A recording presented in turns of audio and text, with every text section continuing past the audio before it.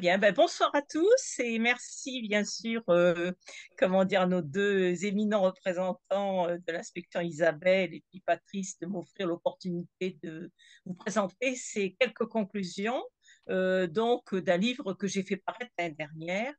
Ce livre porte sur l'histoire de l'enseignement des années 1840 à 2000 en Nouvelle-Calédonie. Mais là, je vais aborder avec vous donc les étapes et les modalités de la scolarisation des différentes communautés, puisque je pense que c'est peut-être l'apport un petit peu essentiel donc de ce livre. Alors, euh, à la fois sur la présentation que j'avais donnée, et puis on le voit ici sur le côté donc de cette diapositive, on voit finalement trois groupes ou trois représentants, donc, enfin trois groupes représentant les diverses communautés en Nouvelle-Calédonie, avec d'une part les enfants de la mission de Ouéa pendant l'entre-deux-guerres, hein, mais qui sont présentés comme les écoliers d'une certaine façon de la mission de Ouéa. On voit les collégiens du lycée La Pérouse, en fait, au tout début de la Première Guerre mondiale. Et puis la troisième photo, celle que vous avez maintenant, c'est une photo prise presque par hasard, hein, par un photographe américain pendant la Seconde Guerre mondiale, qui montre donc un groupe assez hétérogène, mais on voit beaucoup de petits-enfants asiatiques, hein, qui sont à ce moment-là scolarisés, mais partiellement donc en Nouvelle-Calédonie. Donc c'est un peu cette problématique, bien sûr, que je vais essayer de suivre avec vous, hein, pendant toute cette soirée. Alors, je vais m'appuyer donc sur ce fameux diaporama qui comporte beaucoup d'illustrations, beaucoup de textes. Il est clair que dans le temps imparti, il ne saurait être question pour moi de détailler tout ça, hein, mais j'ai pensé que ce serait peut-être susceptible pour vous d'être intéressant, justement, de pouvoir le relire, le reprendre de manière plus approfondie. Donc, vous pourrez à ce moment-là bénéficier de ce fameux diaporama, comme Patrice vous l'avait donc annoncé.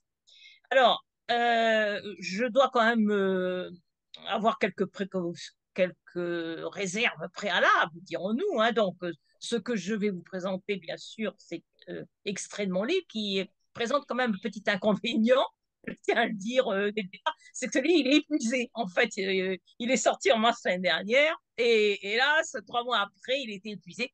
Bien sûr, j'envisage une nouvelle édition, mais bon, il faut réunir les fonds. J'espère que peut-être d'ici la fin de l'année, ça pourra se faire. Alors, autre aspect aussi, bien sûr, de cette présentation de ce soir et même déjà du livre, c'est que avec un sujet aussi vaste, il ne serait de question de prétendre à l'exhaustivité, vous l'imaginez bien, hein. C'est un ouvrage de synthèse, j'ai essayé de couvrir comment dire le maximum, au maximum de ce champ, mais bien sûr, il est tellement immense qu'il faut rester modeste. Autre aspect aussi, ce sont les bornes chronologiques. Bien sûr, je vais débuter, c'est ce que je vais faire aussi dans la présentation ce soir.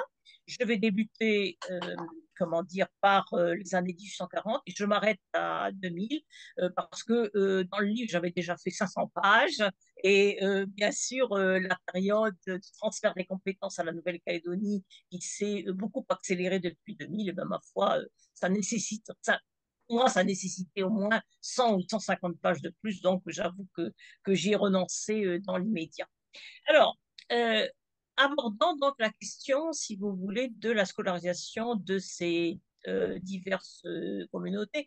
Alors, bien sûr, dans la société kanak traditionnelle, comme dans toute société, celle-ci avait à cœur de transmettre à ses enfants, à ses jeunes, à la fois des savoirs, mais aussi, bien sûr, des savoir-faire, et puis aussi des savoir-être, ce qui est tout à fait fondamental, mais c'est ça, enfin, l'ensemble, disons, de ces savoirs, de ces diverses compétences, bien sûr, était aussi, comment dire, dépendant du genre, en gros du sexe, hein, et de la fonction au sein des clans. Hein. C'est-à-dire que, suivant par exemple qu'on appartenait à un clan où les côtières étaient une tradition, ou alors c'était plutôt des pêcheurs, bien sûr, comment dire, les acquis n'étaient pas toujours les mêmes, hein, mais bon, j'ai essayé de rappeler, certainement très sommairement, dans le premier chapitre du livre, ce en quoi pouvait consister, si vous voulez, cet enseignement et ces apprentissages dans la société kanak,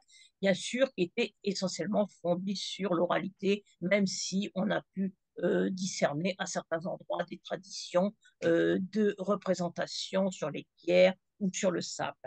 Alors évidemment, la question de l'école, elle va commencer en fait avec l'arrivée des missionnaires et elle va se traduire par, au fond, je dirais que ça a été peut-être, pourtant j'ai fait toute ma carrière dans, comment dire, l'enseignement et principalement dans les établissements de formation. Et ce qui m'a vraiment frappé à la suite de la recherche que j'ai commencée à ce moment-là, et donc qui s'est achevé avec le livre, c'est le fait que, en gros, 50 ans après le début de la colonisation, la Nouvelle-Calédonie présentait cette singularité, et c'est ce que vous avez de représenter sur la diapositive qui est là, donc présenter cette singularité d'avoir 5 systèmes d'enseignement. Et je vous les présente rapidement. L'enseignement protestant, qui était implanté aux îles Loyauté et destiné principalement aux enfants kanaks, ce n'est qu'après 1900. Vous savez que les Lénart arrivent en 1902, donc c'est après cette date que l'enseignement protestant va commencer à s'implanter solidement sur la Grande Terre. L'enseignement catholique comportait deux aspects, en fait, hein, un enseignement missionnaire destiné aux enfants kanaks et un enseignement qu'on appelait à ce moment-là congréganiste, parce qu'il était assuré par les congrégations, qui étaient destinées aux enfants européens. Ensuite, il y avait un troisième système qui était celui de l'enseignement public, là aussi avec des différences entre l'enseignement communal, parce que à cette époque-là, en fait, ce sont les communes qui payent, si vous voulez, les écoles et le personnel communal. C'est pour ça qu'on dit que l'enseignement est communal, qui était destiné donc aux enfants européens. Il y avait aussi, donc, depuis 1885, des écoles indigènes dites officielles, destinées donc aux enfants kanaks. Ensuite, autre aspect un peu singulier que j'ai découvert lors de ce travail de recherche, il y avait aussi un enseignement destiné aux orphelins, hein, qui était géré à Nouméa avant 1900 par les sœurs de Saint-Joseph de Cluny et pour les garçons par les petits frères de Maria Paita. Et ces élèves-là n'étaient pas mélangés, en fait, au sein des autres structures. Ce n'est là aussi plus tard que ça va se faire. Et enfin, dernière singularité, la Nouvelle-Calédonie est dotée donc en 1900 d'un système d'enseignement pénitentiaire, en fait, qui est payé par l'administration pénitentiaire, qui a des liens avec l'enseignement public, mais qui est quand même euh, singulier, hein, donc notamment en termes justement de rétribution. Alors, ce qu'il faut, avant que je poursuive, ce qu'il faut bien retenir, c'est que j'ai employé donc le terme de système, et système, peut-être par rapport à la référence actuelle, ça sous-entend une certaine hiérarchie, d'une certaine façon, une organisation hiérarchisée avec un pôle central. En fait, vers 1900, si vous voulez, hein, il faudrait peut-être parler plus justement de réseau, hein, parce que, à part pour l'enseignement public, finalement, cette centralité, elle n'existe pas. C'est-à-dire les enseignements qui sont proposés dans les missions sont d'une certaine façon des enseignements autonomes, gérés donc par les missionnaires, sans qu'il y ait de direction centrale. Celle-ci, hein, qu'on appelle, enfin, que vous connaissez maintenant avec l'appellation de TEC, ne va apparaître que bien, bien plus tard, en fait, hein. Donc, on a un système qui est assez, enfin, un réseau, hein, un système de réseau plutôt. Alors, dans mon livre, justement, j'ai essayé de symboliser avec les 4 images que vous voyez apparaître à l'écran, hein, les deux enseignements confessionnels, hein, et les deux types d'enseignement public. Donc, je reviens, hein, les deux réseaux d'enseignement privé, celui des catholiques, celui destiné donc aux protestants, géré par les protestants, hein, et d'une certaine façon, il y avait en gros deux réseaux d'enseignement public, hein, l'un qui était communal, comme je vous l'expliquais, payé par les communes, hein, et l'autre qui était payé directement par l'administration pénitentiaire dans les centres, si vous voulez, gérés justement ou créés par l'administration pénitentiaire. Alors, je vais parcourir à grandes enjambées, vu le temps imparti, hein, la genèse de ces différents systèmes ou de ces différents réseaux. Le premier à s'implanter de peu d'ailleurs, hein, c'est le système protestant qui est lié à l'évangélisation protestante qui débute donc aux îles Loyauté sous l'égide des deux chefs représentés sur cette diapositive, hein, après quelques tentatives qui ont échoué dans le sud, hein, et bien sûr qui débute avec des teachers rarotongiens qui vont être ensuite relayés par des pasteurs de la LMS. Mais il faut jamais oublier, c'est peut-être un peu l'aspect, si vous voulez, qui a été négligé, hein, dans les travaux historiographiques, c'est qu'on évoquait toujours le, comment dire, le rôle, que ce soit pour les teachers, comme pour les pasteurs, leur rôle, bien sûr, de missionnaire, de conversion. On a beaucoup négligé et qu'on retrouve vraiment lorsqu'on regarde attentivement les archives, c'est à quel point finalement tout ce personnel missionnaire, qu'il soit protestant ou catholique, était soucieux justement de transmettre un enseignement, hein, c'est-à-dire de transmettre en fait la lecture et l'écriture non pas en soi, hein, mais comme un élément en fait susceptible à terme de favoriser l'évangélisation, de favoriser de nouveaux convertis. Alors c'était vrai donc des protestants, mais c'est vrai aussi des catholiques, hein. En fait, là aussi, on l'a souvent oublié, mais beaucoup de ces missionnaires, de ces premiers prêtres, hein, euh, ont essayé, on voit avec l'image à côté, de transformer le plus vite possible, c'était l'idée d'une certaine façon, hein, leurs jeunes convertis, hein, en comment dire, nouveaux porteurs de la religion, hein, qui allaient les relayer. Mais ces nouveaux porteurs de la religion, si possible, hein, devaient savoir lire et écrire, parce que ces missionnaires ont aussi assez vite réalisé que c'était un élément d'attraction justement pour les conversions. Là aussi, on a des témoignages dans les archives qui sont très, très intéressants à ce sujet. Alors, ensuite, donc là, nous avons parlé, en fait, finalement, je dirais que la pénétration de l'enseignement, comme souvent d'ailleurs, elle a commencé par être très genrée et genrée, bien sûr, du côté masculin, hein, jusqu'à ce en fait les premières congrégations féminines. Alors, on a la chance d'avoir cette photo qui montre bien, hein, les trois ordres qui sont venus donc ici pour apporter l'enseignement auprès des filles. On a revêtu, comment dire, de longs voiles noirs. Je ne vais pas trop le montrer là, hein, celle qui, au fond, la tenue la plus, enfin, la couleur noire la plus importante, ce sont les sœurs de Saint-Joseph de Cluny, hein, dont on sait justement, hein, qu'elles vont créer de nombreux établissements de Nouvelle-Calédonie. Mais les sœurs de Saint-Joseph de Cluny ne s'adressent en fait qu'aux jeunes filles européennes. Et à côté de ça, les sœurs que l'on voit sur cette photo, qui ont une espèce de petite coiffe blanche, vous voyez, hein, donc là autour du visage, enfin une espèce de petit liseré blanc autour du visage, hein, qui ne constitue pas une norme, enfin c'est compliqué à expliquer ce soir, je n'insiste pas, hein, c'est le tiers ordre de Marie. Et elles sont venues en fait pour convertir, pour enseigner les jeunes filles kanak, hein. Et puis il y a eu un troisième ordre que l'on voit ici avec le voile qui semble présenter, si vous voulez, à l'arrière, une sorte de pointe, hein. Il s'agissait de l'ordre de l'Assomption. Cet ordre de l'Assomption était venu normalement comment dire, pour offrir un enseignement de qualité à des jeunes filles de la haute société. Mais il va s'avérer que en Nouvelle-Calédonie, finalement, il n'y a pas tant de jeunes filles de la haute société que ça. Et finalement, cet ordre va se retirer sans insister. Donc, ne resteront en position, en ce qui concerne l'éducation des filles, que les sœurs de Saint-Joseph de Cluny, qui ne vont se consacrer qu'aux jeunes filles européennes, et le tiers ordre de Marie, qui vont devenir plus tard les tertiaires, hein, puis qui vont créer plus tard les sœurs, les SMSM, hein, qui vont se consacrer donc à la fois à la christianisation, mais aussi à la scolarisation des jeunes filles kanak. Alors, une fois la mise en place donc de ces premières missions qui tout de suite s'occupent d'enseignement, même si c'est, je répète, dans une perspective d'évangélisation, hein, une sorte de système laïque relatif d'ailleurs, hein, se met en place à Port-de-France, hein, donc le futur Nouméa, hein, donc dès 1859, alors au début, par manque de personnel, hein, dans la petite église, en fait, dans la salle paroissiale, hein, que l'on voit sur ce document, mais enfin, je n'ai pas très bien mise, qui était en annexe de l'église Sainte-Clotilde, qui était une petite église en fait qui se situait au centre-ville et qui a complètement disparu de nos jours. Mais c'était normalement destiné, si vous voulez, c'était payé en fait par l'État, enfin par l'administration coloniale sur place en fait, hein.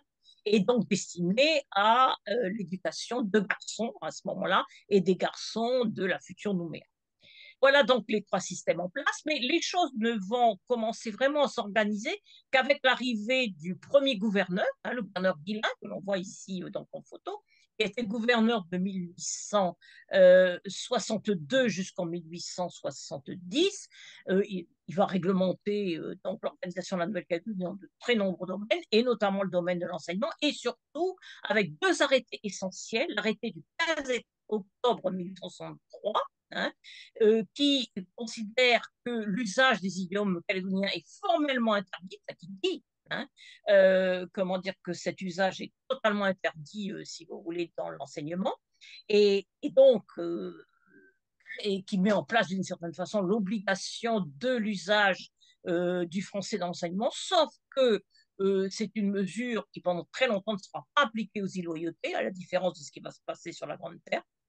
Et puis, autre arrêté, il en a pris d'autres, hein, mais je fais court ce soir, autre arrêté tout à fait essentiel, hein, d'une certaine façon, c'est un peu lui qui est à l'origine, disons, de la ségrégation, de la division, en fait, des services d'enseignement public, hein, l'un destiné aux enfants européens et l'autre aux enfants kanaks, en précisant que l'enseignement destiné aux enfants européens dépend du Bureau des affaires européennes, qui existait à ce moment-là, tandis que l'enseignement destiné aux enfants kanaks dépendait du service des affaires indigènes, hein, et à partir de ce moment-là, ça crée, si vous voulez, ce double système, hein, qui va se maintenir jusqu'en 1945, jusqu'à l'abolition de l'indigène. Alors, il y aurait beaucoup à dire, et là aussi, je n'insisterai pas ce soir sur comment dire, le gouvernement Guénin, c'est-à-dire le taxer uniquement, en gros, de gouverneurs ségrégationnistes ayant souhaité définitivement séparer les deux systèmes. C'est peut-être pas si simple, puisque il a tenté une première expérience d'école publique indigène, hein, entre 1863 et 1869. Hein, mais bon, celles-ci ont dû fermer principalement pour des questions financières. En fait, hein. Bien, alors, pendant que ces écoles, disons, publiques se lancent à Port-de-France et ensuite à Nouméa, hein, l'Église catholique, elle, va, donc, qui avait débuté dans le Nord, va ensuite concentrer ses forces principalement à Saint-Louis, en y créant une sorte de réduction, en faisant venir des catéchistes, enfin des gens qu'elle va former comme catéchistes de toute la Nouvelle-Calédonie, mais Saint-Louis va être aussi, je dirais, le vaisseau amiral, notamment aussi en ce qui concerne la formation des enfants, hein, donc, et en même temps, d'une certaine façon, une école professionnelle. Pourquoi une école professionnelle? Parce que ces fameux catéchistes qu'on va ensuite renvoyer porteurs de la bonne parole dans toute la Nouvelle-Calédonie, il faut qu'ils sachent, par exemple, faire des églises. Hein. Donc, on leur apprend les métiers, enfin, les métiers, ou en tout cas, hein, à construire des bâtiments, à travailler le bois. Hein. Éventuellement, plus tard, d'ailleurs, on va même les initier pour certains, hein, à l'imprimerie, de manière à pouvoir éditer éventuellement des petits journaux donc religieux dans leur mission. Alors, cette photo, c'est un montage, hein, qui a été réalisé par 1900, mais je crois que ce montage est tout à fait intéressant sur la façon dont l'Église catholique voyait justement le rôle de la mission de Saint-Louis et le rôle, si vous voulez, de ses enfants qui étaient formés donc à Saint-Louis. Vous voyez, on y voit un prêtre qui montre aux enfants la Nouvelle-Calédonie. En gros, c'est, hein, votre fonction plus tard, eh bien, ça sera d'aller porter la bonne nouvelle partout en Nouvelle-Calédonie. Hein, pour chasser, on voit, vous voyez, un personnage à droite de l'image, hein, qui est une sorte de chef avec casse-tête, etc. Je suppose que ce personnage est censé incarner le paganisme. Hein, et en gros, l'idée, c'est que cette formation, hein, a pour but justement donc de fournir à terme, partout en Nouvelle-Calédonie, des catéchistes qui apporteront la bonne nouvelle par l'oral, éventuellement aussi par l'écrit, qui éventuellement d'ailleurs feront fonction de maître d'école et qui par là chasseront définitivement le paganisme, hein, des tribus indigènes traditionnelles. Alors, Saint-Louis a, je dirais, son parallèle du point de vue des filles, hein, Donc, on voit ici cette photo, voyons, en 1890, avec la même, comment dire, le même but. Il s'agit de rassembler des jeunes filles qui semblent présenter, donc qui sont repérées dans l'émission parce qu'elles présentent à la fois des capacités, enfin, de l'intérêt pour la religion et des capacités pour apprendre à lire et à écrire. Hein. Certaines entrer à ce moment-là en religion, on va créer un ordre pour elles. Hein, et l'objectif, là aussi, c'est de les renvoyer dans les missions pour qu'elles contribuent justement à répandre donc ce message. Mais là aussi, vraiment, alors je ne veux pas le détailler, mais l'emploi du temps qu'il aurait proposé, c'est un emploi du temps qui associe la préparation à la formation religieuse, mais aussi donc des rudiments d'alphabétisation. Bien, bon, je passe. Hein, donc, celle qui a beaucoup réfléchi du côté catholique et qui a proposé toute une démarche par rapport à ces jeunes filles kanak avec quand même un certain succès. Hein, c'est sœur Marie de la Croix que l'on voit ici à droite de la photo et que l'on voit sur la photo de droite cette fois-ci, enfin, de gauche, pardon, entourée des premières religieuses consacrées qui sont justement ces jeunes femmes qui vont ensuite placer partout dans les missions donc en Nouvelle-Calédonie.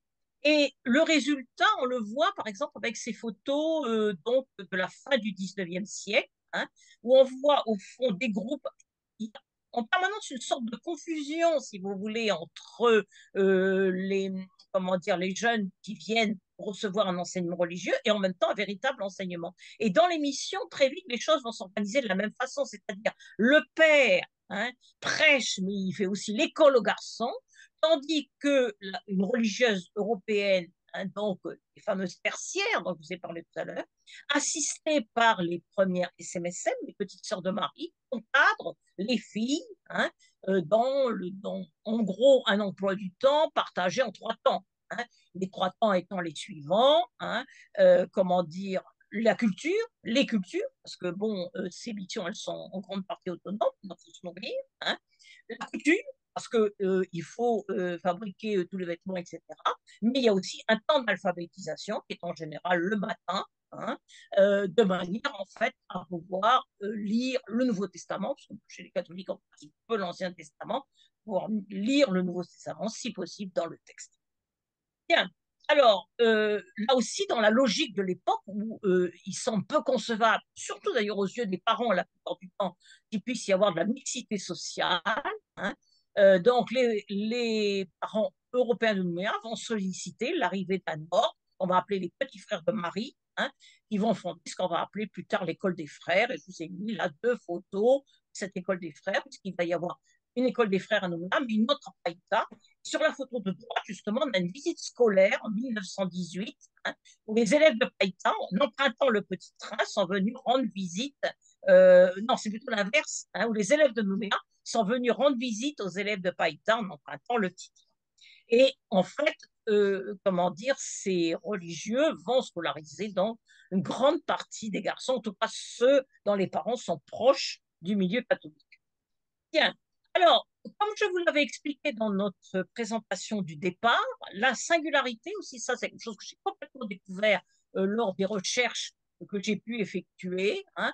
Des dispositions assez vite vont être prises pour prendre en charge les orphelins ou les enfants abandonnés, qui étaient, semble-t-il, nombreux, et ces enfants étaient principalement donc des enfants métis, hein, puisque on est quand même dans une société où on conçoit mal finalement donc le mélange et donc le sort hélas de nombre de ces enfants métis c'était d'être abandonnés. Donc dans un premier temps un orphelinat, l'orphelinat est confié au comment dire aux sœurs de Cluny, tandis que les petits frères de Marie gèrent un orphelinat pour les garçons à Sainte-Marie que vous voyez donc sur la photo de droite. Hein. Ensuite, ces établissements vont être laïcisés mais ils vont se poursuivre encore pendant un certain temps. Et j'ai pu trouver des témoignages sur la rudesse, d'une certaine façon, de ces établissements, et surtout sur cet aspect très particulier que, en gros, il va falloir attendre l'entre-deux-guerres et même parfois au-delà pour que ces enfants soient mélangés hein,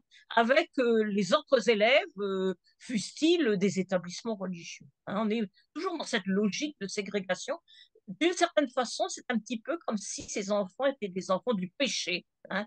Il y avait quelque chose qui faisait qu'on ne pouvait pas les mélanger, si vous voulez, avec les autres enfants. Bien, alors, vous rappelez qu'il nous reste un cinquième système que j'avais présenté sur mon arborescence du départ, hein. C'est l'administration pénitentiaire. L'administration pénitentiaire, hein, donc, qui va créer, comme on le voit sur le tableau de droite, de nombreux établissements, hein. Alors, pour résumer, en fait, il y a deux types d'établissements. Il y a des établissements qui sont destinés à assurer donc l'enseignement pour les enfants de concessionnaires, puisque vous savez que une des tâches de l'administration pénitentiaire était de contribuer à la colonisation de peuplement. Qui dit colonisation de peuplement dit famille, dit donc des enfants. Et à une période où, grâce aux lois Ferry en France, l'école laïque gratuite obligatoire pour tous s'est développée, c'était un argument extrêmement important pour convaincre les familles de venir en Nouvelle-Calédonie, hein, parce que il est clair que les familles auraient été beaucoup plus réticentes si elles avaient su que sur place, il n'y avait aucun établissement scolaire. Donc l'administration pénitentiaire a à cœur de créer des écoles dans les centres de colonisation pénale, mais l'administration pénitentiaire a aussi à cœur, et ça c'est plus surprenant, de créer des écoles pour les enfants de ces surveillants, là où il y a des surveillants dans les différents camps, hein, qui ne sont pas nécessairement des camps de colonisation, hein, mais des camps de travail, etc. Hein, de là, et puis bien sûr, sur place aussi, donc à Nouville. Donc on a un système, comment dire, qui complète largement d'ailleurs la couverture de l'enseignement public et qui va se maintenir, comment dire, jusqu'au début du XXe siècle, quand la décision sera prise de fermer progressivement les établissements pénitentiaires. Alors, les deux fleurons de cet enseignement pénitentiaire, c'est d'une part Néméara, qui est destiné aux fils de concessionnaires, hein, pour en faire justement de futurs agriculteurs modèles, et la Fonvoirie, hein, donc, qui était un établissement destiné aux filles de concessionnaires avec la même idée, en faire de bonnes épouses, parce que l'administration pénitentiaire était arrivée rapidement à cette conclusion que laisser leurs enfants dans des familles parfois marquées par les drames, des comportements déviants, etc., hein, donc que la solution pour qu'on puisse avoir un peuplement solide en Nouvelle-Calédonie, il fallait justement retirer ces enfants, faire pression sur les familles pour que celles-ci les laissent dans ces établissements où ils passaient en fait, en gros, pratiquement toute leur vie de 6 à 16 ans. Hein. Géry Delatière, qui a travaillé sur ces sujets, parle même de vol des enfants. C'est peut-être un petit peu excessif. Il y a des débats qui existent au sein des familles d'origine pénale, certaines considérant justement que les pressions ont été trop fortes, d'autres considérant que ça a permis justement à ces enfants de bénéficier, si vous voulez, de formation, hein, de conditions de vie qu'ils n'auraient pas eu dans les conditions souvent misérables où les concessionnaires ont vécu au début. Bien, alors, ensuite, vous rappelez que toujours dans mon arborescence, il y avait les fameuses écoles indigènes publiques, hein. Donc, celles-ci sont mises en place à partir de 1885. Bon, je fais court, il y avait eu quelques tentatives au début, mais je n'insiste pas, hein. Et je dirais que c'est un des volets extrêmement important de la mise en place de ce qu'on appelle le régime de l'indigénat. Vous savez, c'est ce régime qui se compose de dispositions, hélas, spécifiques réservées à la population kanak. Et il y avait là aussi l'idée, si vous voulez, de proposer des écoles publiques non religieuses, justement, hein, comment dire, aux enfants kanak, de manière à les retirer, parce que vous savez qu'il y avait un certain anticléricalisme dans l'administration française de la fin du 19e siècle, de les retirer de l'influence néfaste des religieux, surtout à la suite de la Grande Révolte. Et puis l'autre idée aussi, consécutivement à la Grande Révolte de 1878, hein, c'était que en mettant ces enfants dans des établissements gérés dans le cadre d'une administration publique, on serait peut-être mieux à même de pouvoir contrôler les risques éventuels d'insurrection de la population. Bien, la mise en place de ces écoles n'est pas allée sans poser des problèmes. dans les tribus, notamment aussi loyauté, qui sont bien évoquées dans le cadre de cette diapositive qui s'inspire des travaux dédiés au Hadraouane, hein, parce qu'il y avait déjà des écoles catholiques et protestantes dans les tribus. Donc, quand l'administration a dit qu'il fallait créer une troisième sorte d'école, ça a posé quelques problèmes hein, de positionnement, mais je vous renvoie à la diapositive pour voir comment dans les tribus les gens s'en sont éventuellement sortis hein, avec cette demande pressante de l'administration française. Alors, nous n'avons qu'une photo justement d'école indigène. En tout cas, c'est la seule que moi j'ai trouvée, hein, que l'on voit ici.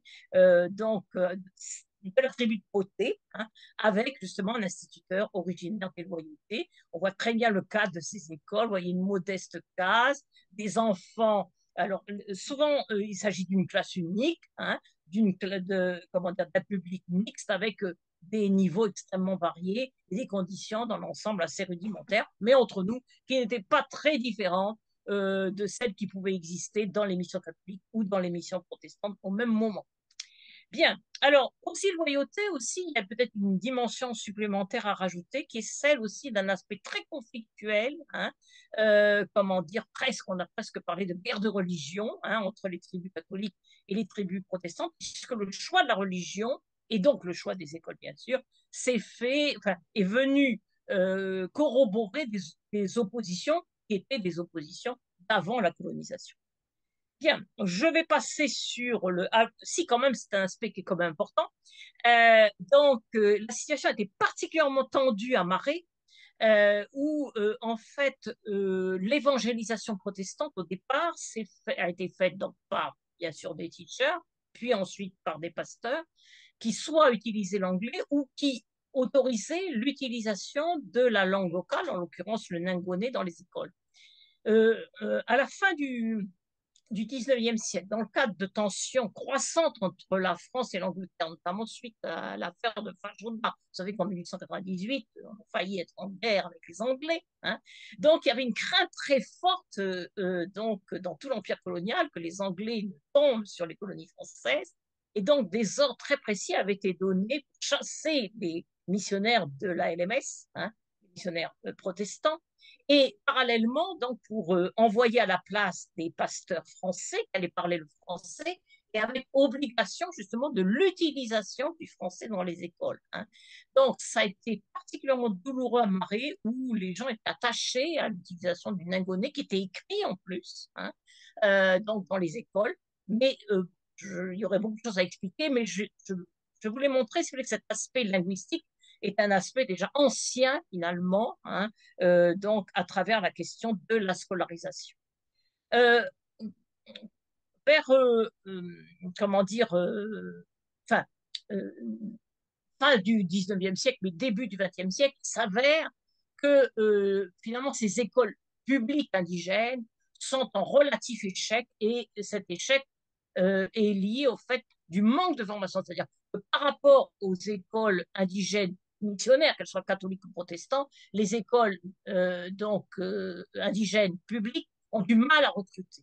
Donc l'idée se fait, si vous voulez, qu'il faut créer une sorte d'école normale, parce que ça on ne le sait pas en Nouvelle-Calédonie, mais au fond, le premier type d'école normale, c'est une école de moniteurs qui a été mis en place à Lifou, qui a fonctionné donc de 1900 à 1909 avec donc quelqu'un au demeurant qui était pasteur au départ, qui s'appelait Siméon Rousseau, hein, et qui avait pour but justement de former donc des moniteurs de qualité.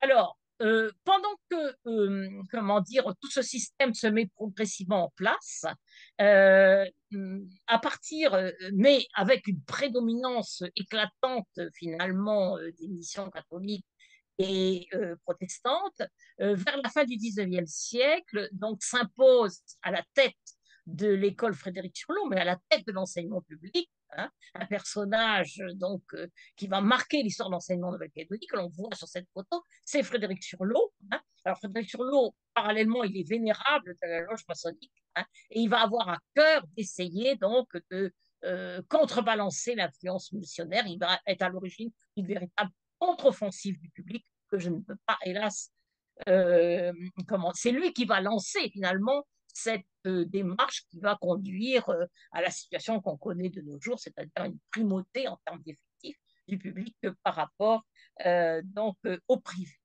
Alors, beaucoup de choses, mais je ne peux pas en parler ce soir. Évidemment, l'enseignement, par contre, qui est prodigué dans les écoles publiques, et notamment à Frédéric-Tourneau, c'est un enseignement qui est entièrement calqué, si vous voulez, sur l'école républicaine de la Troisième République. Hein, avec les mêmes valeurs, les mêmes ouvrages, etc. Sauf que c'est un enseignement qui est censé être ouvert à tous, mais quand on regarde dans le détail, on voit, si vous voulez, que cette école, elle ne peut pas scolariser tous les enfants. Donc, elle est très sélective. Hein. On voit autour des années 1900, finalement, que sur des cohortes qui comportent 80 enfants au CP, hein, eh bien, on n'en a plus qu'une quinzaine au certificat d'études. Donc, les autres, entre-temps, ils ont disparu dans la nature. C'est-à-dire qu'on est dans une époque où l'enseignement est très sélectif, hein, et il n'est pas, si vous voulez, on ne cherche pas à garder tous les enfants. S'ils ne suivent pas, tant pis pour eux, hein, ils quittent le système, hein, et on ne va pas les chercher. Hein. C'est quand même très clair quand on voit les registres donc, de Frédéric Surlot. Parallèlement donc, à l'école Frédéric Surlot qui scolarise les garçons, hein, est créée alors avec un certain retard quand même. Évidemment, les filles, c'est moins important, bien sûr, comme chacun le sait. Hein. Il faut attendre 1890 pour qu'une école soit établie, donc dirigée par Suzanne Russier, que l'on voit sur la photo de droite avec ses élèves, qui se situait à l'emplacement actuel de l'actuelle mairie, en fait. Hein. Voilà. Alors, ce qui est assez intéressant quand on regarde les photos, si vous voulez, de cette école Suzanne Rossier, c'est que, alors que c'est un système qui s'est fondé finalement sur des principes un petit peu de ségrégation, on peut distinguer, je ne sais pas si vous le voyez sur ces photos, quelques visages d'enfants, donc certainement d'origine kanak. Hein. Alors, quelle est l'explication? C'est pas toujours facile, même en regardant les listes. Hein. Semble-t-il, la plupart du temps, c'est que ces enfants sont des enfants, si vous voulez, qui sont du statut dit de droit commun, c'est-à-dire qu'ils ont été reconnus par leur père. Si les enfants sont de droit commun, nécessairement, ils sont accueillis, si vous voulez, à l'école publique à cette époque-là. Si, par contre, les enfants n'ont pas été reconnus, hein, ils sont de statut, ce qu'on appelle le statut coutumier, ils relèvent du régime des indigènes, de l'indigénat, hein, et à ce moment-là, éventuellement, ils ne lancent que la solution des missions. Et pendant l'entre-deux-guerres, on va voir que les choses, justement, vont commencer à bouger de ce point de vue. Sans que jamais il y ait eu un texte officiel, à part celui que je vous ai indiqué au départ, qui est le texte de Guillaume. Hein. Alors, en ce qui concerne le secondaire, il y aurait beaucoup de choses à dire. Hein. C'est en 1881 qu'est ouvert, dans le cadre d'une petite annexe de l'école Frédéric-Surlot, hein, un embryon de collège. Hein. Ce collège va rester toujours avec des effectifs extrêmement restreints. Hein, et il va falloir attendre donc 1913 pour que l'établissement quitte finalement Frédéric-Surlot, hein, et donc s'établissent dans une ancienne caserne, qui s'appelait la caserne Beaumier, Beaunier, pardon, qui correspond maintenant aux bâtiments qui sont à côté du collège Baudouin, que vous connaissez, qui sont donc désormais, qui est désormais un bâtiment classé. Alors, nous voilà parvenus donc au tournant du XXe siècle, avec ce changement que je vous signalais au départ, hein, le fait que les protestants vont se lancer à l'assaut de la Grande Terre. Et ce qu'on ne sait pas toujours, c'est que ceci se fait notamment par l'intermédiaire de Nata, c'est-à-dire de pasteurs kanaks formés aux îles Loyauté. Hein, et ces pasteurs commencent à répandre donc le message évangélique partout dans le Nord, hein, avant même comment dire, l'arrivée de Lénart. Hein, et non seulement Lénart dit à leur propos, c'est ce que je vous ai mis dans le texte de droite, le soir dans les tribus, l'on entendait hein, donc déclamer l'alphabet, la table de multiplication et des cantiques. C'est-à-dire que ces natins, ils apportent la nouvelle religion, mais ils apportent aussi hein, les éléments, si vous voulez, donc d'alphabétisation, hein, on ne sait pas toujours, et ça avant même finalement la présence du pasteur Lénart, qui arrive en 1902, hein, que l'on voit ici avec son épouse, et qui, comment dire, vont créer le centre de Doneva. Hein.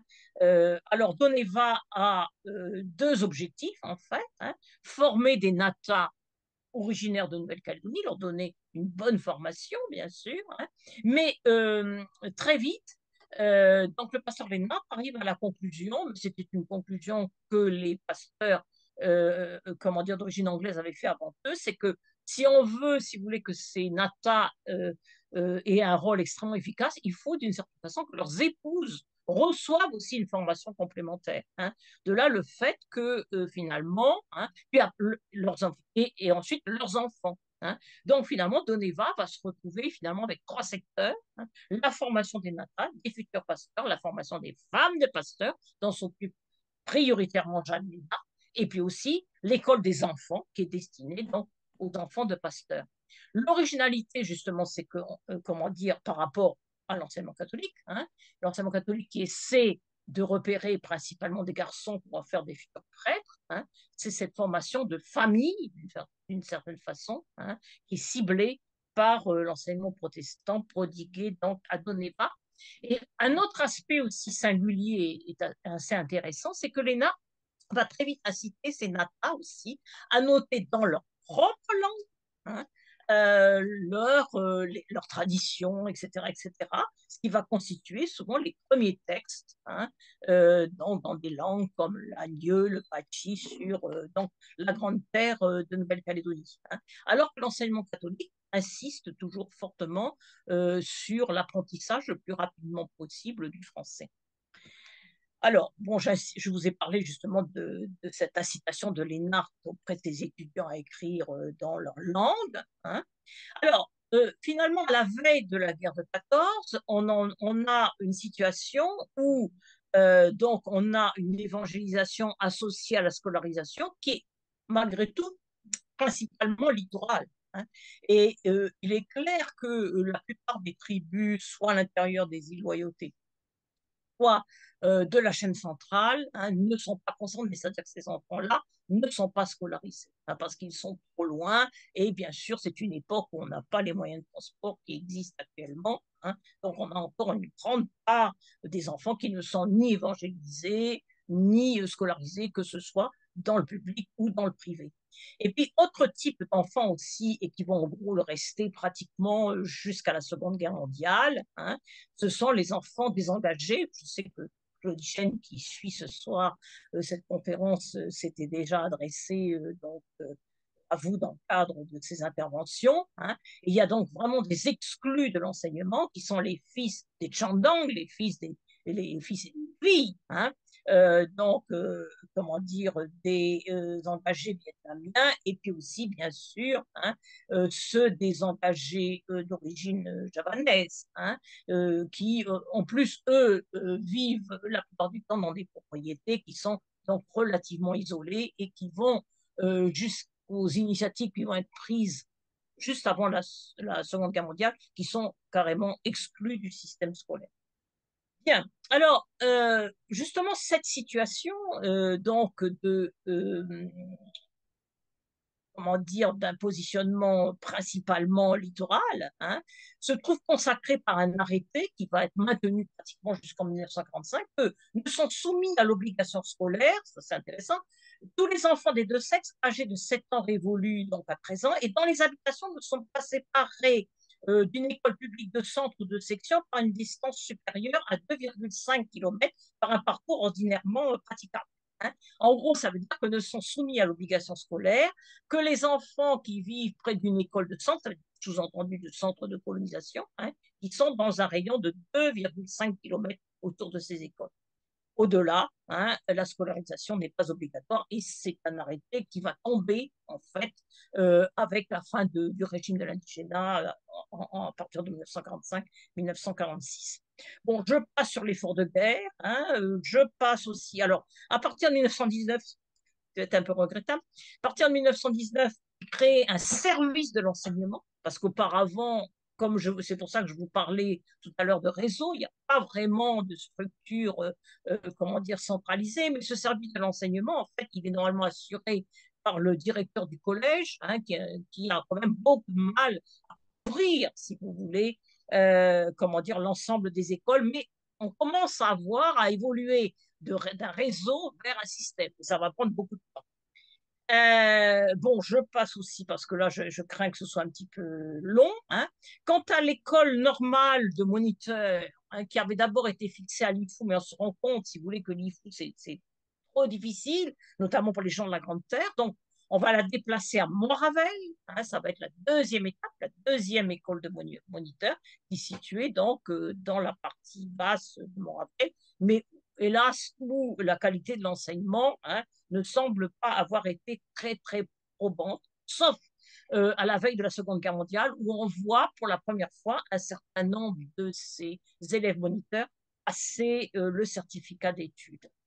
Alors, après, on arrive d'une certaine façon dans une stabilisation du système scolaire missionnaire, hein, avec un modèle type de la mission catholique, par exemple, représenté par Thiers, hein, l'Église, de part et d'autre de l'Église, comment dire, le bâtiment des garçons, le bâtiment des filles, hein, avec deux niveaux, enfin, surtout pour les filles, hein. En bas, le niveau, si vous voulez, qui sert à la fois donc de réfectoire et en même temps d'école, et en haut les dortoirs, hein. Donc c'est un système que l'enseignement catholique développe au fur et à mesure un petit peu dans toutes ses missions. Et l'équipe pédagogique, notamment pour les filles, ben, elle est là sur la photo, hein. Vous voyez, ce sont donc les deux religieuses européennes, hein, donc du tiers-ordre de Marie, accompagnées par deux SMSM, deux religieuses kanak, hein. Et en gros, c'est ce que les catholiques essaient de faire, c'est d'avoir ce groupe pour encadrer les filles dans toutes les missions. Bon, tant pis, je ne parlerai pas de Canala parce que ça sera trop long. Alors, en ce qui concerne les écoles publiques, elles se développent progressivement le long de la côte ouest, hein. On a vraiment une vraie dynamique pendant la période de l'entre-deux-guerres. Et on voit, quand on regarde de façon attentive un certain nombre de ces photos d'école, qu'on assiste à une certaine mixité, hein. Celle-ci semble avoir été variable en fonction un petit peu des enseignants, hein. Certains enseignants prenaient sur eux d'intégrer des enfants kanak ou métis, d'autres, hein, de les exclure, hein, puisque les textes étaient tout à fait flous là-dessus. J'attire votre attention sur le fait que les enfants sont nu-pieds, hein, ce qui montre certainement, si vous voulez, la grande précarité des familles donc à ce moment-là dans tous ces villages et ces centres dits de colonisation de la côte ouest ou éventuellement de la côte est. Les religieux eux-mêmes vont évoluer, notamment au sein de Saint-Joseph de Cluny, puisqu'il faut attendre 1934, et c'est ce que l'on voit sur cette photo, et j'ai retrouvé les noms dans les listes, hein. Les sœurs de Saint-Joseph de Cluny vont créer à ce moment-là, au sein même de leur établissement, finalement, hein, une double organisation avec, donc, en fonction de la pension payée, hein. C'est-à-dire que les familles qui ont les moyens, ben, leurs élèves vont dans des classes où il y a bien sûr que des enfants européens. Il y a à côté de ça des classes qu'on appelle des classes populaires où, où les familles payent vraiment, si vous voulez, une somme tout à fait modique. Les frères font de même. Et c'est le début d'une certaine mixité, mais c'est une mixité relative et qui a souvent été d'ailleurs mal vécue, parce que j'ai pu interroger des personnes qui ont fait partie de ces classes populaires et qui avaient vraiment l'impression d'être un petit peu, comme on dit maintenant, dans des classes poubelles, si vous voulez, hein. Donc, c'est un système qui était quand même mal vécu, hein, mais bon, qui est quand même porteur d'un début de mixité, hein, au sein des enseignements religieux. Cet enseignement est peu adapté aux réalités locales. Je vous renvoie au fameux texte de Jean Mariotti que j'ai évoqué. J'ai même retrouvé l'institutrice citée, qui était Madame Boubignan, qui était en fait une certaine Madame Plugnon, hein, qui proposait donc une rédaction sur les saisons. Et donc, cette problématique d'un enseignement peu adapté aux réalités locales, eh bien, il va falloir attendre encore pas mal de temps, si vous voulez, jusqu'à ce que ça évolue. Bon, il y a les premières tentatives, mais bon, j'ai pas le temps de l'évoquer, hein. Quant à l'enseignement secondaire, ces deux photos de 1938 sont extrêmement éclairantes, hein, sur le public, si vous voulez, de ce collège qui, en fait, comportait aussi le lycée, hein. Puisqu'on a sur cette photo quelques 350 garçons, il faut vraiment chercher de manière attentive pour voir un visage un petit peu plus sombre. Il n'y en a quasiment pas, hein. Donc, on voit qu'on est vraiment, si vous voulez, dans un enseignement qui reste principalement tourné donc vers les enfants européens. Il faut dire aussi que c'est un enseignement qui est extrêmement sélectif. Hein. Et c'est encore plus vrai en ce qui concerne les filles, hein, puisque celles-ci, si mes souvenirs sont bons, elles ont à peu près 70, hein, et je crois qu'on cherchera vainement parmi elles le moindre visage un petit peu coloré. Hein. Donc, comment dire, dans ce collège en 1938. Bon, je n'insiste pas sur les résultats des examens parce que ce serait trop long à expliquer. Hein. La Seconde Guerre mondiale va se traduire quand même avec la fameuse présence alliée, notamment américaine, par des aides très substantielles qui vont beaucoup aider les écoles de bourse puisque bon, comment dire, les troupes américaines vont souvent avoir à cœur de donner des tôles, du ciment, etc., si ce n'est des livres, des exercise books, hein, c'est-à-dire des cahiers hein, qui vont être des fois utilisés pendant 5 ou 6 ans dans les écoles. Hein. Donc, ça va contribuer à une amélioration des conditions matérielles des écoles. Hein. Et le bilan en 1945, je fais court en fait, hein, il est clair, hein, c'est-à-dire que évidemment l'essentiel des enfants européens sont dans l'enseignement primaire dit européen, les enfants autochtones sont principalement dans le privé. Hein, et en gros, il y a à peu près 8000 enfants scolarisés. Alors, qu'est-ce que ça peut représenter, si vous voulez, par rapport à tous les enfants susceptibles d'être scolarisés? C'est difficile à dire parce qu'on manque de statistiques précises. La population de Nouvelle-Calédonie à ce moment-là est de 55 000 habitants. Cette population, elle est essentiellement jeune, hein, parce qu'on est en plein renouveau démographique kanak. Les Européens ont une natalité très dynamique. Hein. Donc, bon, la population jeune représente au moins plus de 20 000 ou 21 000, 22 000, c'est difficile à dire. Hein. Donc, vous voyez, 8 000 scolarisés, ça montre hein, qu'il y a quand même une partie encore de la population qui n'est pas scolarisée. Hein. Et c'est le grand défi, justement, après 1945. Et en ce qui concerne les systèmes d'enseignement, on voit que les choses ont évolué par rapport à ce que je vous avais montré au début. C'est-à-dire qu'on n'a plus les 5 réseaux préalables. Vous voyez qu'il ne nous reste plus que l'enseignement protestant implanté aux loyautés et cette fois-ci sur la Grande Terre. L'enseignement catholique, hein, bon, je l'avais présenté, il n'y a pas de changement notable, sauf que celui-ci a commencé à développer à partir de 1942 un enseignement secondaire à Bourail, et à Nouméa aussi. Hein. Et puis, donc, on a l'enseignement public, hein, là aussi, pas de différence essentielle par rapport à ce que je vous avais présenté auparavant. Hein. Donc, plus de classes spéciales pour les orphelins, hein, et plus, bien sûr, de systèmes d'enseignement pénitentiaire. Hein. Donc, je vous ai déjà expliqué pourquoi auparavant.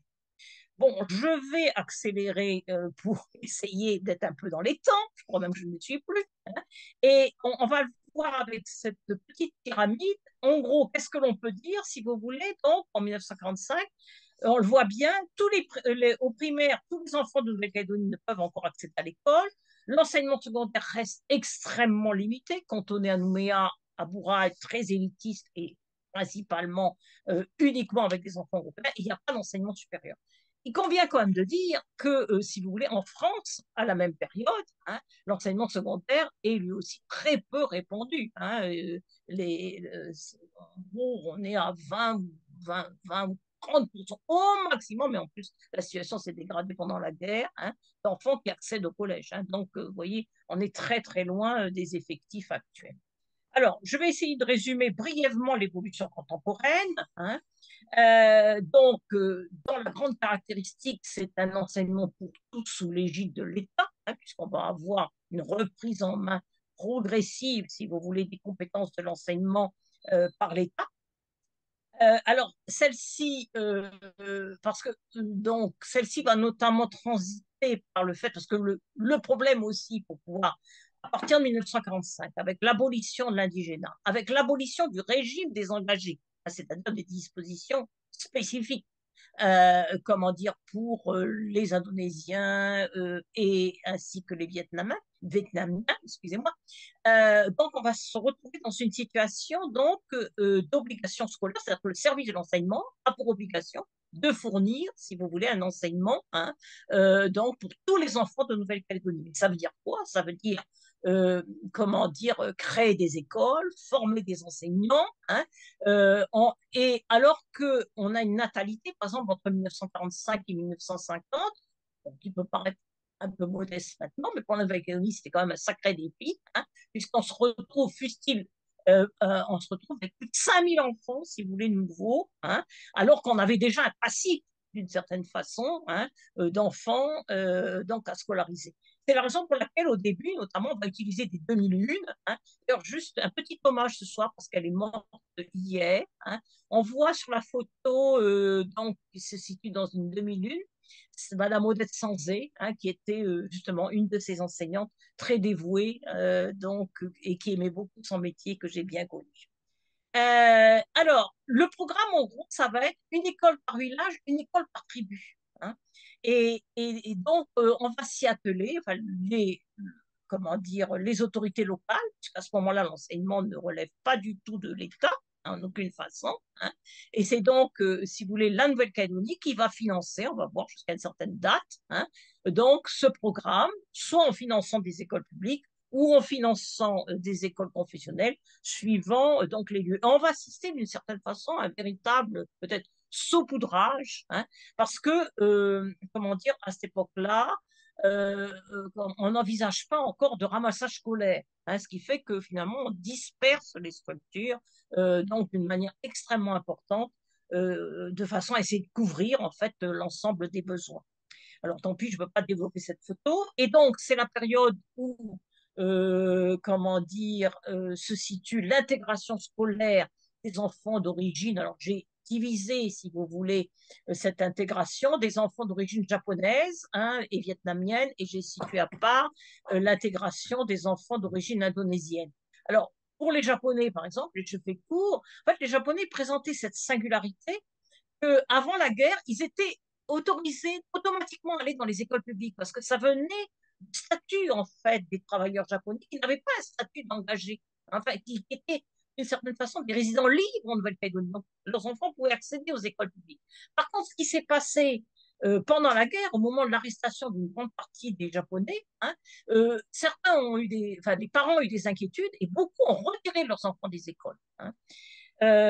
Ensuite, bon, ben, je ne peux pas expliquer plus. Ensuite, les problématiques posées pour les Vietnamiens et les Javanais. Autre intégration aussi qui va, comment dire, être problématique d'une certaine façon, ça va être l'intégration des enfants wallisiens et futuniens, hein, qui est d'abord assurée par l'enseignement confessionnel, en fait, avec un encadrement qui est prodigué principalement, notamment, par exemple, la mission de Saint-Louis, puisque c'est là où les premiers travailleurs, enfin, une grande partie des premiers travailleurs wallisiens et futuniens vont être accueillis. Ils arrivent, un certain nombre d'entre eux, avec leurs enfants. Et en fait, c'est bien sûr l'Église catholique qui va proposer un encadrement qui est plus un encadrement religieux, hein, si ce n'est même un encadrement fondé sur l'apprentissage de la culture, plus qu'un encadrement scolaire, malgré ce que semble montrer ici la photo. Et puis, avec le renforcement donc de cette arrivée pendant la période du boom de la communauté, enfin des communautés wallisiennes et futuniennes, hein, beaucoup à ce moment-là vont se fixer notamment dans le quartier de la vallée du Tyr, près de la SLM, parce qu'un grand nombre de ces travailleurs y sont. Et on a par exemple des textes, des témoignages sur les difficultés d'intégration de ces enfants wallisiens et futuniens dans les années 1960, qui souvent, comme on le voit sur cette photo, vous voyez, il y a une différence assez importante entre les enfants qui sont à l'âge normal, hein, principalement européens, et puis ces enfants wallisiens et futuniens qui sont de très grande taille, hein, qui arrivent la plupart du temps ne maîtrisant pas le français, parce qu'on parlait encore peu le wallisien et le futunien, hein, et on a notamment des témoignages, par exemple, d'un père qui s'appelait le père Maquet, qui parle des difficultés très fortes, hein, et des sentiments de frustration vécus par ces enfants wallisiens et futuniens qui se retrouvaient, si vous voulez, hein, dans des classes avec, par exemple, des enfants petits en CP, hein, alors qu'eux auraient dû être normalement en CM2. Donc, il y a eu un véritable défi de l'intégration progressive, si vous voulez, de ces enfants. Alors, là aussi, pour faire assez vite, donc on peut dire que fin des années 60, en gros, hein, la question de la couverture scolaire, enfin de l'offre scolaire pour l'ensemble du primaire est assurée. et commence à se poser la question de l'offre secondaire, cette fois-ci, d'établissements secondaires. Et là, le problème, si vous voulez, pour les finances de la Nouvelle-Calédonie, c'est que la création d'établissements secondaires dépasse largement, hein, les moyens de la Nouvelle-Calédonie. D'autant plus que les systèmes d'enseignement, les trois systèmes d'enseignement qui restent en lice d'une certaine façon, hein, catholique, protestant et public, commencent à se livrer une lutte acharnée, et l'enseignement confessionnel ne veut pas se laisser distancer, hein, sentant bien que, si vous voulez, s'il ne propose pas d'une certaine façon un système complet avec du secondaire, à terme, hein, ça se traduira par une baisse d'effectifs. Donc l'enseignement euh, euh, comment dire, catholique ou l'enseignement protestant continue à créer des établissements ou n'hésite pas à créer des établissements secondaires, hein, entendant que la Nouvelle-Calédonie suive en termes de financement. Hein. Et on va arriver, vous voyez, donc je l'ai expliqué dans le livre, hein, avec toute cette dynamique de création d'établissements secondaires, qu'ils soient catholiques et protestants, notamment dans l'intérieur. Hein. Donc, c'est aussi une période d'immigration forte. Donc, par exemple, à Nouméa, il y a toute une période où on crée maintenant les fermes, mais on crée quasiment une école par année, hein, tellement la progression, si vous voulez, la population scolaire est importante. Hein. Et donc, tout ceci entraîne un essoufflement complet des finances locales. Hein, et c'est la raison pour laquelle, donc, à partir de 1964, avec donc, un dispositif de restriction donc de l'autonomie de la Nouvelle-Calédonie, hein, finalement, donc l'enseignement secondaire est confié à l'État par l'intermédiaire du vice-rectorat. Et une des tâches essentielles du vice-rectorat, justement, va consister, hein, à progressivement créer, en gros, hein, un collège public par commune, donc dans le Grand Nouméa et l'intérieur. Et j'ai proposé dans le livre une chronologie, hein, de l'établissement progressif de ces différents collèges publics, cette dynamique étant suivie, bien sûr, après de celle des lycées. Alors, la dynamique est telle, hein, que j'ai trouvé dans les archives des écoles types, si vous voulez, qu'on reproduisait systématiquement, qui sont représentées sur le document que je vous présente, hein, parce que on n'avait pas le temps de faire, si vous voulez, des plans adaptés au contexte, à l'environnement, à la ventilation, etc. On reproduisait. C'est pour ça qu'on a beaucoup d'écoles, hein, qui ont toujours le même type, c'est vrai que la barre, donc avec les 6 classes de base. Mais bon, ça s'est fait aussi en métropole. Bon, je n'insiste pas là-dessus. Hein. Il va falloir aussi moderniser le vieux collège colonial pour le transformer donc en lycée La Pérouse. Hein. Donc ce lycée La Pérouse, comment dire, qui va être ensuite après accompagné par de nouveaux établissements au nord, dans les îles. Hein. On observe aussi que au milieu des années 70, mais je l'évoque brièvement, que quand on regarde les statistiques, il y a aussi un phénomène assez intéressant. Hein. Alors qu'on avait une primauté des garçons, si vous voulez, à la fois d'ailleurs pendant longtemps dans les établissements scolaires et surtout en termes de réussite aux examens, on voit que vers le milieu des années 70, la situation se retourne et on commence à avoir une réussite supérieure des filles. Hein. D'ailleurs, je vous ai mis une petite statistique pour mémoire. Hein, puisque très clairement, actuellement, dans l'Académie, les femmes sont plus diplômées que les hommes, quel que soit le niveau d'études, mais je n'insiste pas.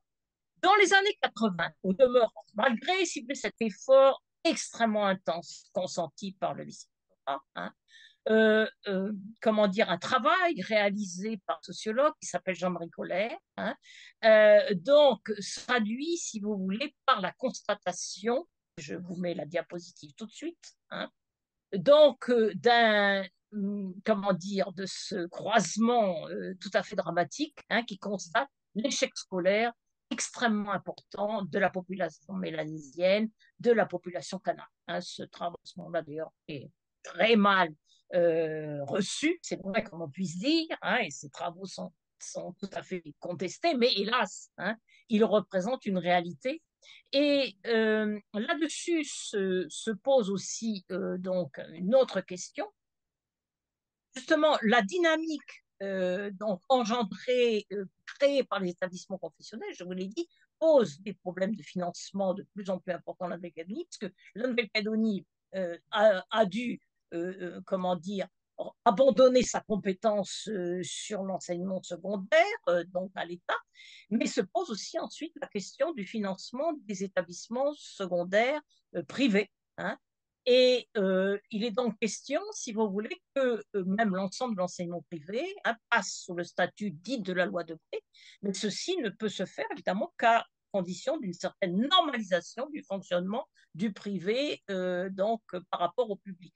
Ça suscite au sein de l'enseignement, des enseignements privés, un débat extrêmement violent, hein, entre et qui montre une fracture entre Nouméa et le Grand Nouméa et la Brousse, puisque le Grand Nouméa, bon, euh, je reviens juste légèrement en arrière, le Grand Nouméa prend position, bien sûr, pour une intégration, pour l'acceptation, si vous voulez, de la loi de Bré, alors qu'on assiste dans les écoles de Brousse, catholiques ou protestantes, hein, à la création finalement de comités anti-loi de Bré, hein, qui militent d'une certaine façon pour que ces établissements conservent leur singularité. Parce qu'avec le temps, finalement, une sorte, je ne sais pas si le mot est heureux, une sorte de syncrétisme, finalement, s'était fait entre monde kanak et ces écoles privées. Et les parents ont le sentiment, finalement, que avec cette intégration, c'est d'une certaine façon donc une intégration en termes de leurs enfants, hein, une sorte d'acculturation en termes de leurs enfants qui risque de se passer. Hein. Donc on a une tension très forte. C'est quelque chose de très important selon moi, était sous-estimé, puisque les comités de lutte qui sont constitués dans l'émission contre la loi de Bré, en gros, c'est les mêmes qu'on va retrouver en 1984, hein, comment dire, au moment des événements. Au fond, si vous voulez, ces comités de lutte contre la loi de Bré ont servi, je dirais presque de terrain d'essai, de terrain de première mobilisation sur, comment dire, le militantisme nationaliste kanak. Hein. De cela va sortir, bien sûr, pendant les événements, la création des écoles populaires kanak, hein, donc avec un enseignement justement qui remet en cause, si vous voulez, la normalisation, enfin, ressentie de la part de l'État français, la volonté d'avoir un enseignement où on utilise les langues vernaculaires, où on valorise les savoir-faire traditionnels. Hein. Donc, ce que j'ai un petit peu développé dans le livre. On sait que tout ceci va se terminer, bien sûr, par des compromis qu'on connaît actuellement, hein, autour, comment dire, notamment de l'utilisation ou l'apprentissage des langues kanak dans l'enseignement, ainsi que des savoir-faire, une sensibilisation à la culture kanak, mais tout ceci va prendre du temps. Hein, et parallèlement, va être mis en place, à la suite des accords de Matignon, une politique de rééquilibrage à travers la mission des 404, visant entre autres, hein, justement à permettre à des cadres, la formation donc, de cadres kanak. Alors, parallèlement aussi, donc tout un effort va être consenti en ce qui concerne la recherche et l'enseignement de la langue et de la culture kanak. Hein. Des efforts aussi très importants vont être faits concernant l'adaptation des programmes avec la production d'outils qui va être géré par le CTRDP, CDP, CDPNCERF, ça a changé plusieurs fois d'appellation, hein, qui était un organisme chargé donc de fabriquer, si vous voulez, des outils d'accompagnement des réalités calédoniennes. Ensuite va se mettre progressivement en place l'Université française du Pacifique, parallèlement des établissements de formation des enseignants aussi, d'une part l'école normale, puis ensuite l'IUFM devenu depuis l'INSPE se sont mis en place. Et donc on en arrive en 2000, et je vais faire court, à voilà, deux cartes. Hein. On en arrive quand même finalement au fait que pratiquement toutes les communes de Nouvelle-Calédonie sont équipées d'établissements secondaires, hein, soit privés, soit publics. Hein. Et on en arrive en 2000 à ce que la Nouvelle-Calédonie dispose d'un système d'enseignement complet, comme on le voit avec cette petite tentative de pyramide sur laquelle je me suis risquée. Hein. Avec quand même une réserve importante, hein, donc de ce maintien d'un échec scolaire important du point de vue de la population kanak, mais pas uniquement. et ça sera un petit peu, puisque mon objectif était de décrire en fait les modalités et les difficultés de l'intégration des différentes communautés en Nouvelle-Calédonie. Je pense que comment dire, ce diagramme, donc représentant la situation du point de vue scolaire des différentes ethnies, certes en 1996, mais enfin 4 ans avant 2000, montre bien les choses. Il suffit pour cela d'aller, je dirais, à la dernière barre, qui est ici représentée en bleu, où on voit très très bien la disparité très grande qui existe entre, donc, au niveau de l'enseignement supérieur, entre, si vous voulez, le fait que, comment dire, l'enseignement supérieur est somme toute assez bien représenté déjà chez les Européens et qu'il est quasiment inexistant, si vous voulez, à ce moment-là, mais bon, l'université n'existe que depuis peu de temps, inexistant, non seulement chez les populations d'origine océanienne, comme on peut le voir, mais aussi en grande partie, mis à part les Vietnamiens, chez les populations descendants, si vous voulez, des engagés ou des autres territoires insulaires du Pacifique. Donc c'est là la situation, si vous voulez, en 2000, et c'est à cette situation que dans le cadre du transfert de compétences, donc qui va se faire progressivement d'abord du primaire puis ensuite du secondaire, c'est à ce défi que les autorités, à travers donc, un nouveau service qui est désormais un service canadien, celui de la direction de l'enseignement, la fameuse DINC, c'est donc à ces défis que ce service va devoir, comment dire, s'atteler. Bien, j'ai fini peut-être un peu brièvement, je suis désolée, et je suis donc dans l'attente de vos questions.